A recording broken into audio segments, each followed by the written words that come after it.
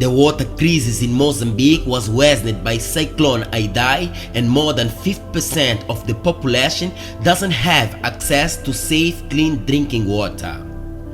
More than 70% of water points are also broken and in need of repair.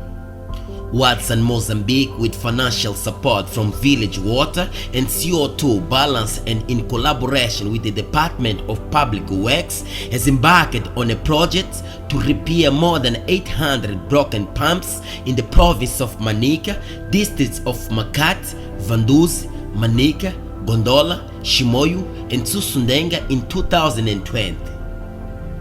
More than 240,000 people will have access to clean and safe drinking water at the end of the intervention.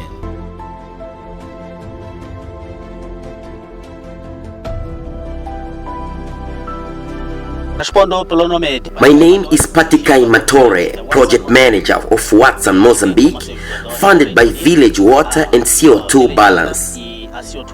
We are in the project of rehabilitation and maintenance of manual Afro-Dev water pump, a project that was designed to repair more than 800 broken pumps in 2020.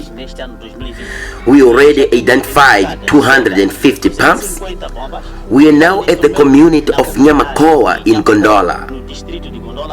We're in the process of rehabilitation of this water pump that was broken for a long time.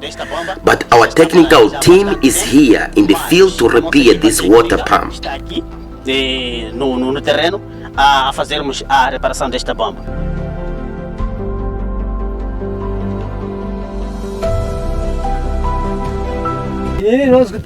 My name is Paulino Mangasai, the leader of Nyamakoa community, and today I'm very happy because many people have suffered with diarrhea caused by infected water.